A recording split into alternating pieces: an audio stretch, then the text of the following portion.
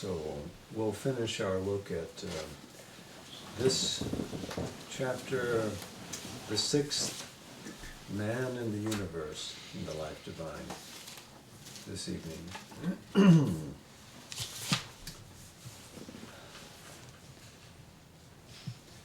So there is an unknowable which fashions or formulates or knows itself positively as a supreme reality, as Satchit Ananda. This posits itself in the universe diffusely and in the individual concentratedly. And it is the relationship between the individual and the universe which is the progressive revelation of this reality as we move from ignorance to light and complete the intention that's concealed in the heart of the cosmos. We read a chapter we closed with a paragraph last week that I'd like to start with this week. We read it through because of its power of expression, but let's go back and look at it a little more. The universe comes to the individual as life, a dynamism, the entire secret of which he has to master, and a mass of colliding results, a whirl of potential energies out of which he has to disengage some supreme order and some yet unrealized harmony. This is, after all, the real sense of man's progress. It is not merely a restatement in slightly different terms of what physical nature has already accomplished, nor can the ideal of human life be simply the animal repeated on a higher scale of mentality. Otherwise, any system or order which assured a tolerable well-being and a moderate mental satisfaction would have stayed our advance. The animal is satisfied with a modicum of necessity. The gods are content with their splendors, but man cannot rest permanently until he reaches some highest good. He is the greatest of living beings because he is the most discontented, because he feels most the pressure of limitations.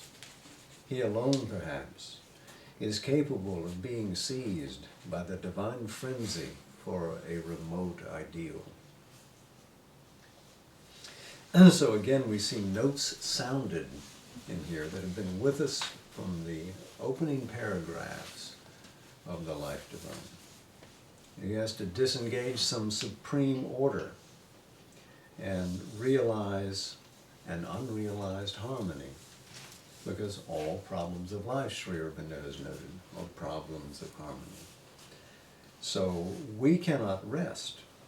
We are looking for an order behind chaos. We are looking for a bliss behind suffering. No plateau is acceptable for us.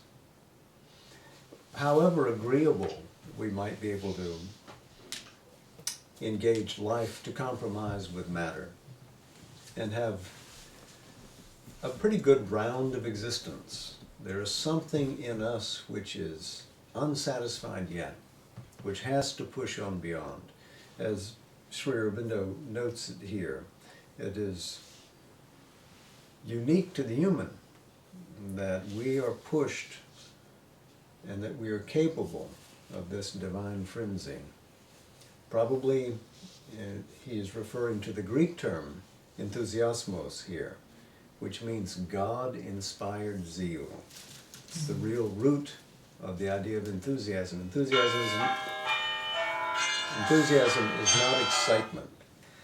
Enthusiasm is something far deeper. It is not vital in orientation. It comes from something soul-based in us. Divine frenzy can also be translated in Latin as divino furore. And this played an important role, this idea, during the Renaissance with the mystical formulations of Ficino, pardon me. So those of you who are lovers of the mysticism, that was a re-investigation of what had been achieved in Neoplatonism. We'll find a thread coming all the way from Plato in the Phaedrus through Neoplatonism up through Ficino, and finding its entrance even into our language here. But of course, for Sri Aurobindo, he is not looking for Platonic resonances here, but he's drawing from that field of experience and insight which are familiar to the Upanishads. So, we'll continue with the next paragraph then.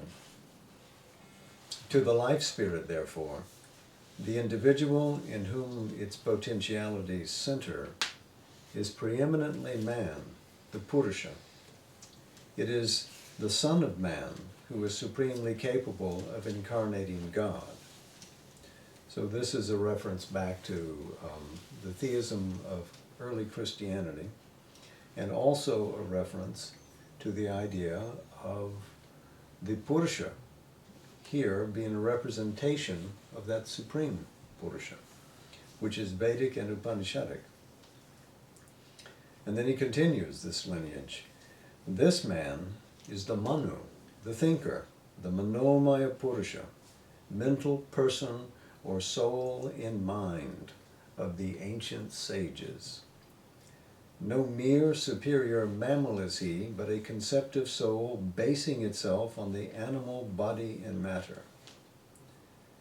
You may be familiar with an Upanishad which suggests that as creation is being arranged, the gods are looking for a vehicle in which they can manifest. And they're shown the various figures of prominent animals, of the cow, of the horse, etc. And the gods look and say, no, no, no. Finally, when the human form is shown, they say, yes, verily, into this we will manifest. And so there's the idea, isn't it, that the human creature is capable of putting on the robes of divinity, of being manifest God.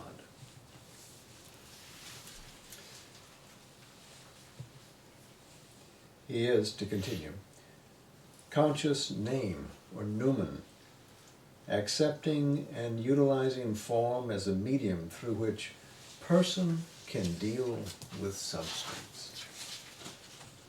The animal life, emerging out of matter, is only the inferior term of his existence. The life of thought, feeling, will, conscious impulsion, that which we name in its totality mind, that which strives to seize upon matter and its vital energies and subject them to the law of its own progressive transformation, is the middle term in which he takes his effectual station. So rising out of mere life in the body to a station of mentality is the middle term. We can see it's the middle term because it's transitional. We don't have full knowledge, we don't have full power, and we don't have full satisfaction. So none of the Beatitudes or the nature of a true existence or the fullness of consciousness, which are native to Satchidananda, have yet been fulfilled in the human. So we must press on. What is that next term? But there is equally a supreme term, which mind and man searches after, so that, having found, he may affirm it in his mental and bodily existence. This practical affirmation of something essentially superior to his present self is the basis of the divine life in the human being. So there's much packed into this. That supreme term still has to grasp and live in mental life. It has to occupy life and mind and body all at once. It can't leave it out. It can't cancel it and say, now that you have found your way from the mind to this greater, this superior term, you can cancel the lower terms of existence out. It must come in and complete it. And it is that new consciousness, which is the supramental, which becomes the basis of life. Right now, we may presume, we may see and feel that we begin in matter, that's our base, and then we learn how to live, and then we learn how to think and reflect about our lives. But when we reach that higher term, it is the supramental consciousness which becomes the basis of our life and fulfills matter and fulfills life and fulfills mind. So now, on to the next paragraph. Awakened to a profounder self-knowledge than his first mental idea of himself, man begins to conceive some formula and to perceive some appearance of the thing that he has to affirm. But it appears to him as if poised between two negations of itself. If, beyond his present attainment, he perceives or is touched by the power, light, bliss of a self-conscious infinite existence, and translates his thought or his experience of it into terms convenient for his mentality, infinity, omniscience, omnipotence, immortality, freedom, love, beatitude, God. Yet does this sun of his seeing appear to shine between a double night, a darkness below, a mightier darkness beyond. For when he strives to know it utterly, it seems to pass into something which neither any one of these terms nor the sum of them can at all represent. His mind at last negates God for a beyond, or at least it seems to find God transcending himself, denying himself to the conception. Here also, in the world, in himself and around himself, he is met always by the opposites of his affirmation. Death is ever with him. Limitation invests his being and his experience. Error, inconscience, weakness, inertia, grief, pain, evil are constant oppressors of his effort. Here also he is driven to deny God, or at least the divine seems to negate or to hide itself in some appearance or outcome which is other than its true and eternal reality.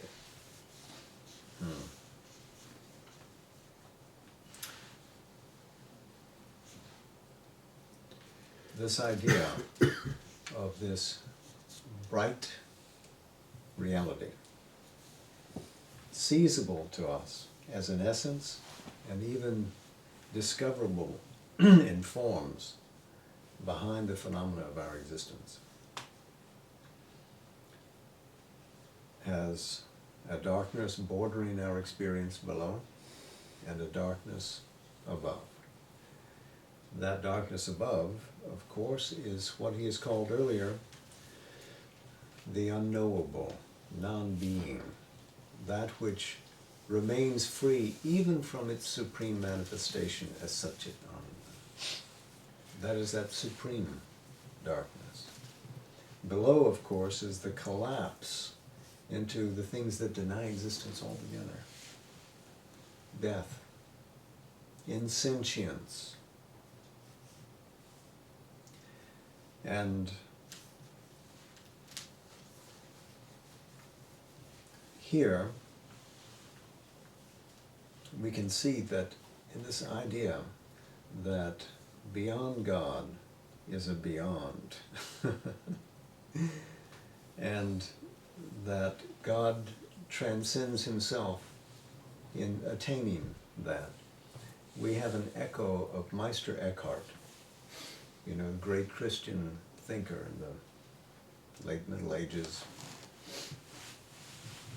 who described that the God that we know as a person is a convenience of expression in relationship to the universe which is created by him, but there is Godhead beyond the definition of any personality.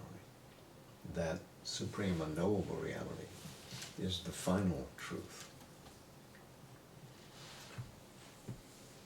And we have here in Sri Aurobindo language that connotes the same. Our mind negates God for a beyond, or at least it seems to find God transcending himself, denying himself to the conception. That's that non-being.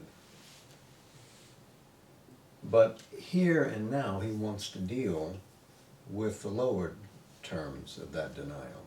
So bear this in mind, because this carries through 2 or 3 paragraphs next, and it's easy to get lost. And the terms of this denial are not, like that other and remoter negation, inconceivable, and therefore naturally mysterious, unknowable to his mind, but appear to be knowable, known, definite, and still mysterious. He knows not what they are, why they exist, how they came into being. He sees their processes as they affect and appear to him. He cannot fathom their essential reality. So denial is now seen from the individual perspective, from the perspective of man, the mental being. So it cannot grasp what is the nature of death, what is the nature of insentience, of inconscience. So Sri Aurobindo continues, perhaps they are unfathomable. Perhaps they also are really unknowable in their essence. Or it may be they have no essential reality or an illusion, asat, non-being. The superior negation appears to us sometimes as a nihil, a non-existence. This inferior negation may also be, in its essence, a nihil, a non-existence. But, as we have already put away from us this evasion of the difficulty with regard to that higher, so also we discard it for this inferior asat. How he got rid of the problem for that higher nihil, if you will, was to regard it as beyond all polarities of being, beyond all manifestation, as an unknowable which is ever free in its own mysterious being. We use the term being as a convenience of language because it is not being.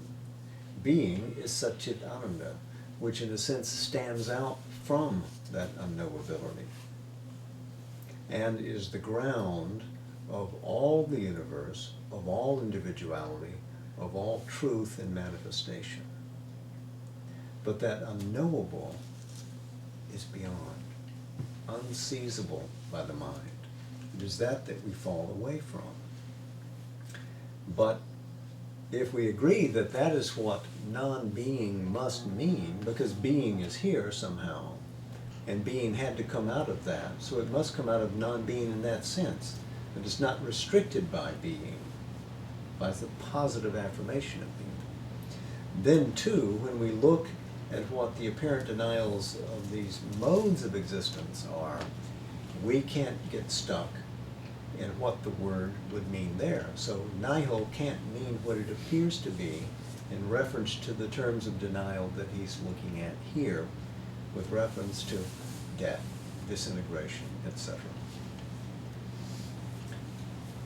So, to deny entirely its reality, or to seek an escape from it as a mere disastrous illusion, is to put away from us the problem and to shun our work. For life, these things that seem to deny God to be the opposites of Satchidananda are real, even if they turn out to be temporary. They and their opposites, good, knowledge, joy, pleasure, life, survival, strength, power, increase, are the very material of her workings. So he's about to assert that these conditions of existence are here for a purpose. They are not absent of meaning, and they are not denials of the nature of Satchit Ananda. It is probable indeed that they, and the they here again are the terms of denial, it is probable indeed that they are the result, or rather the inseparable accompaniments, not of an illusion, but of a wrong relation. Wrong because it is founded on a false view of what the individual is in the universe, and therefore a false attitude both towards God and nature, towards self and environment. Again, we're back to problems of harmony. If we have a wrong relation, it's because we don't stand in a large enough context. So we have to be invited out of our smallness of experience, where we measure the diminution into death and incapacity and the like, not from that limitation, but from a wideness in which we are in agreeable harmony with the universe and with that from which the universe comes.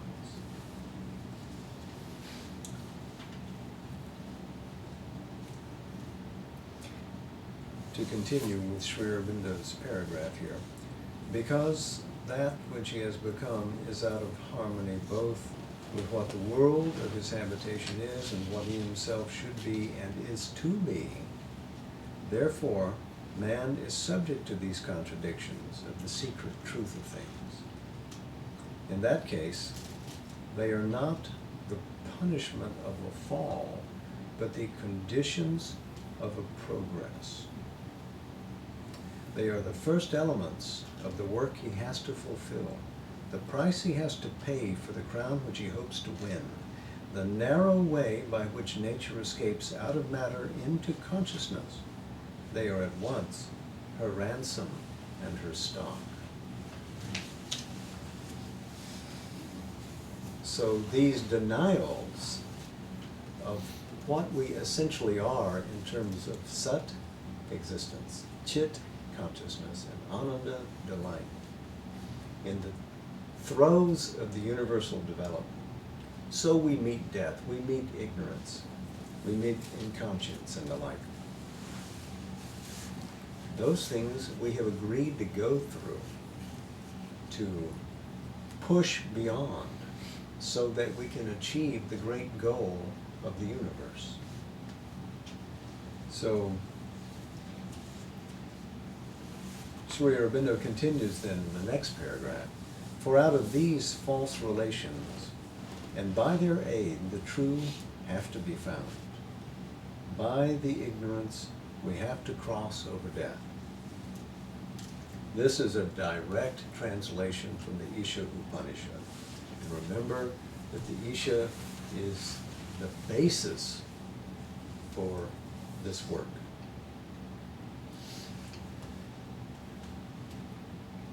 You remember that he had written a monograph before ever taking up the Arya as a commentary on the Isha Upanishad and called it the Life Divine. So here we come, back to the 11th verse again, which says literally, by the ignorance crosses beyond death, avidyaya mrityum tirtva, and by the knowledge enjoys immortality, vidyayam mritanush ashnute. I'm going to get it out yet.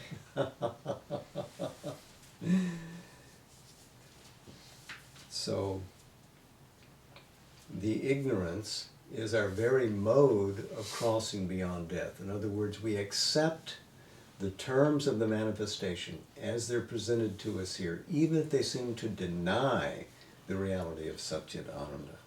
And by accepting them, attain to a greater knowledge, a fulfillment of the universe, which is a knowledge not only of spiritual essence, but a knowledge then of that essence as it works in the universe. And that is the definition of immortality. because you then own your essential soul, ever free, never born in a sense, certainly never dying, but you have the complete mastery and ownership of the cosmos as well. This is the goal of the spirit involving itself into matter and evolving out of it and upwards. Never leaving it, never abandoning it, but pulling into itself higher and higher terms of conscious existence and being, and therefore of power and delight, therefore of truth, therefore of light, conquering darkness.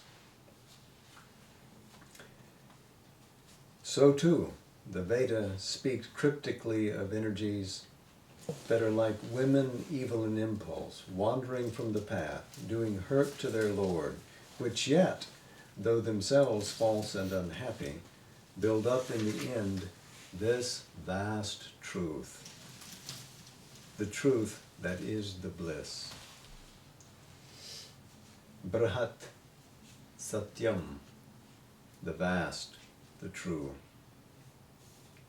So, it suggests that even what seems to be a diminished power or Shakti knows its route forward to the ultimate fulfillment, even what seems to be dark and contrary. And we today might object to this idea that, oh, it's evil women that lead us astray. Leads who astray, exactly?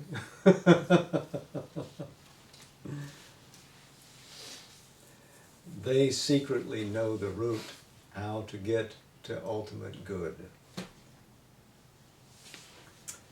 It would be then, not when he has excised the evil in nature out of himself by an act of moral surgery, or parted with life by an abhorrent recoil, but when he has turned death into a more perfect life, lifted the small things of the human limitation into the great things of the divine vastness, transformed suffering into beatitude, converted evil into its proper good, translated error and falsehood into their secret truth, that the sacrifice will be accomplished, the journey done, and heaven and earth equalized, join hands in the bliss of the Supreme.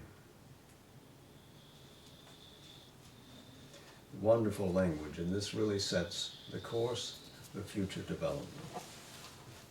We conquer death to create a more perfect life. Achieve the vastness which is the nature of the divine. Universal extension, exceeding the bounds of the limiting ego. And it's only when we have gone through the whole circuit, when we ourselves carry the sacrificial offering upwards and place it into the being of the divine, and return from that as the blessing, as the prasad, in a sense, back to earth, that the circle is fulfilled. The sacrifice has been completed. The sacrifice is never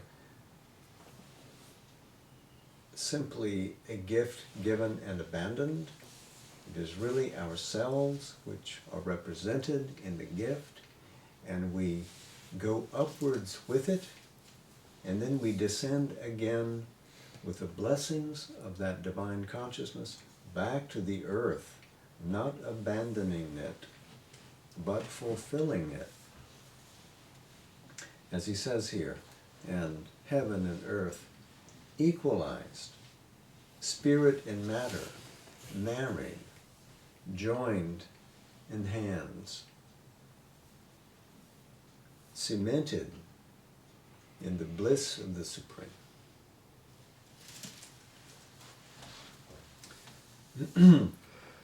And yet, how can such contraries pass into each other?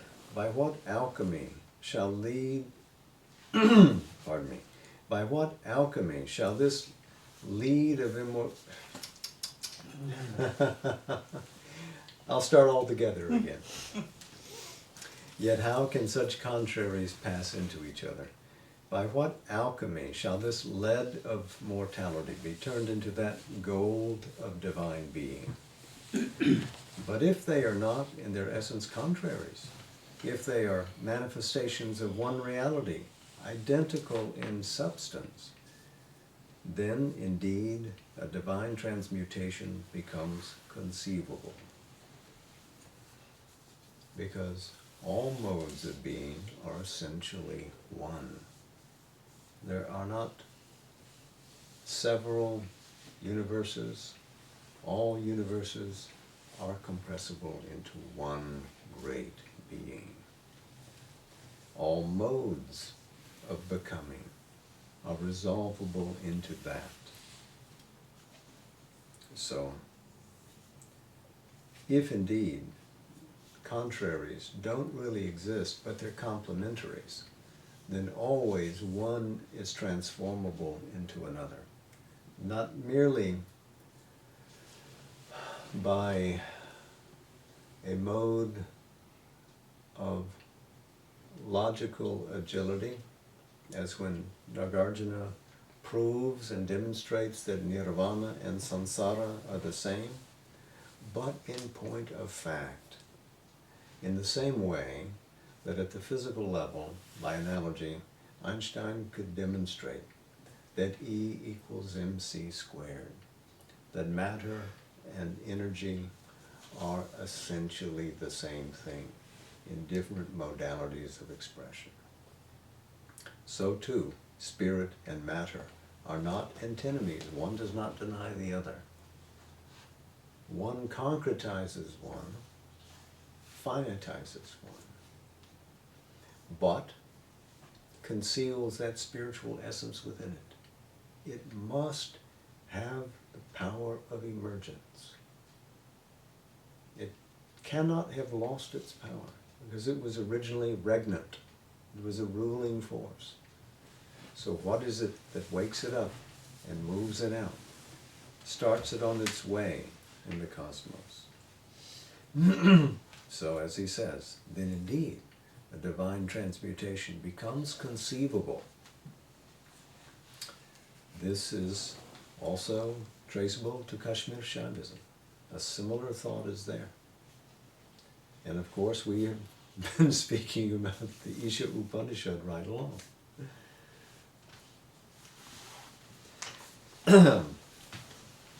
We have seen that the non-being beyond may well be an inconceivable existence and perhaps an ineffable bliss. At least the nirvana of Buddhism, which formulated one most luminous effort of man to reach and to rest in this highest non-existence, represents itself in the psychology of the liberated yet upon earth as an unspeakable peace and gladness. Its practical effect is the extinction of all suffering through the disappearance of all egoistic idea or sensation. And the nearest we can get to a positive conception of it is that it is some inexpressible beatitude, if the name or any name can be applied to a peace so void of contents, into which even the notion of self-existence seems to be swallowed up and disappear. It is a Satchit Ananda, to which we dare no longer apply even the supreme terms of Sat, of Chit, and of Ananda, for all terms are annulled and all cognitive experience is overpassed. Again, an attempt of Sri Aurobindo to bring into this Vedantic experience the core of the Buddha's experience in terms explicable to Vedanta in this way, that nirvana must mean this kind of non-being, this unknowability of something behind, beyond, exceeding even the modes of Sat Chit Ananda. And then we just finished the antepenultimate paragraph. Let's go on to the penultimate paragraph. By the way, it was Sri Aurobindo who liked to play with terms like that, so don't blame me. I got it honest. On the other hand, we have hazarded the suggestion that since all is one reality, this inferior negation also, this other contradiction or non-existence of Satchitananda, is none other than Satchitananda itself.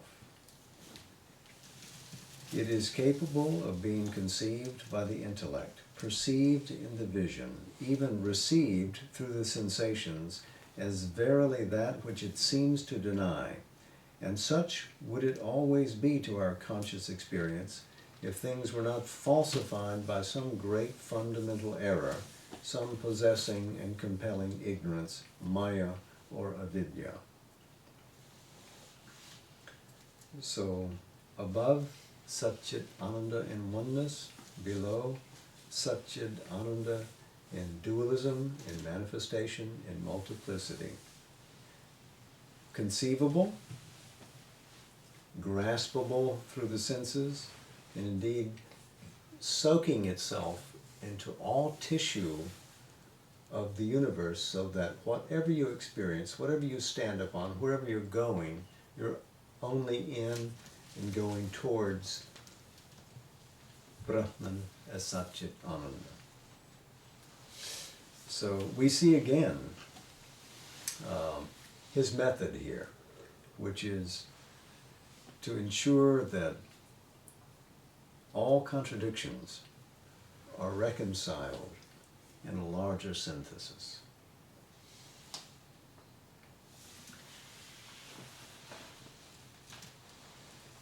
He has posited in this paragraph, though,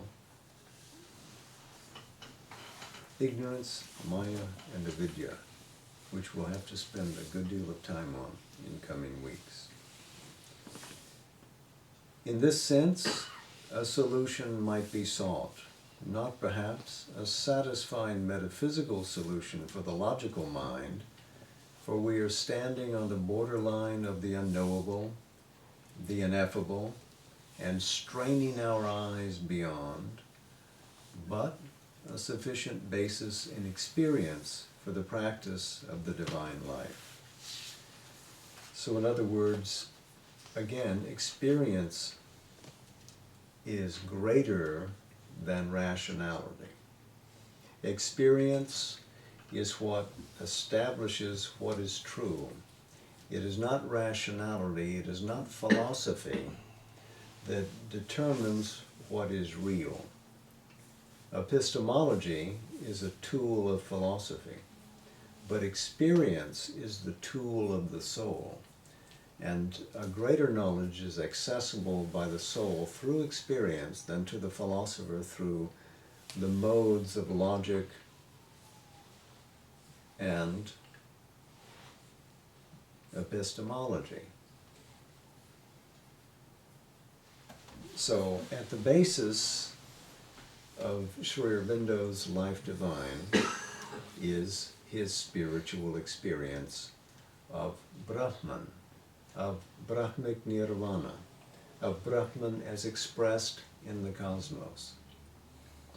And we'll see that he comes back to that and determines that what we examine in the universe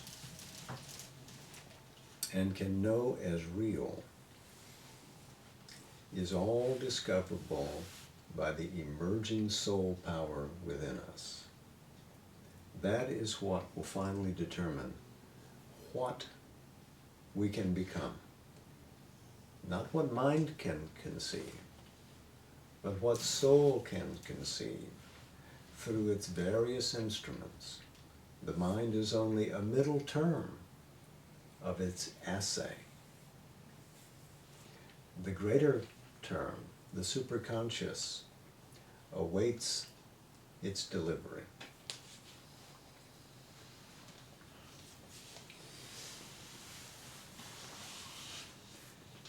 To do this, we must dare to go below the clear surfaces of things on which the mind loves to dwell, to tempt the vast and obscure, to penetrate the unfathomable depths of consciousness, and identify ourselves with states of being that are not our own. Human language is of poor help in such a search, but at least we may find in it some symbols and figures, return with some just expressible hints which will help the light of the soul and throw upon the mind some reflection of the ineffable design.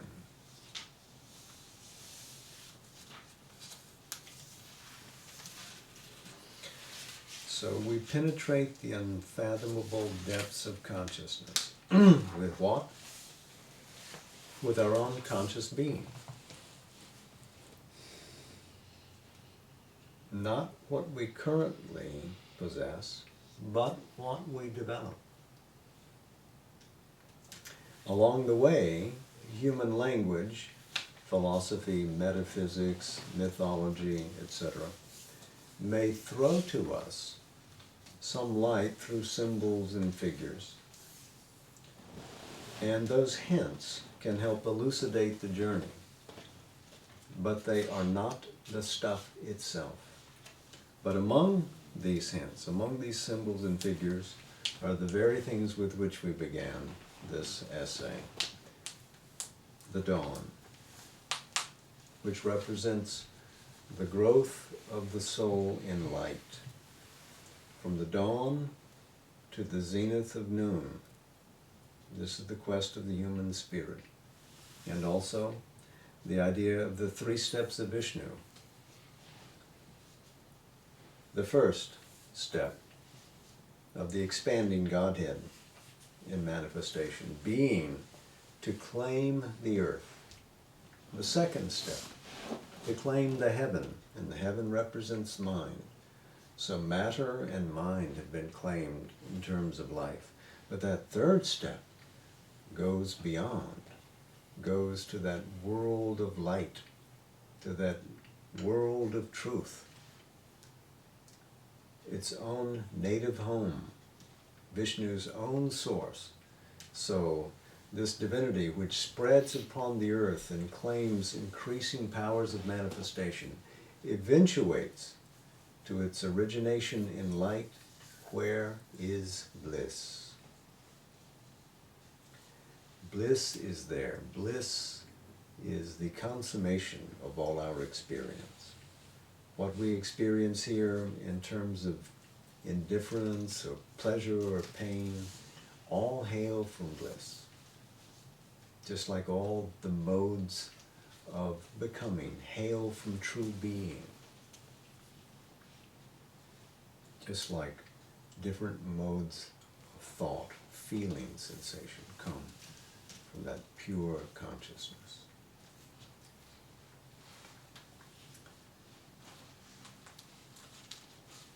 And so next time we take up the ego and the dualities in the 7th chapter. So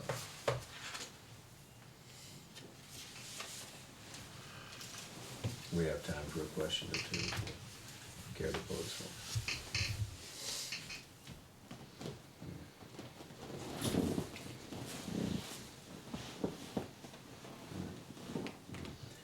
Then to our meditation. Jai Ma. Namaste.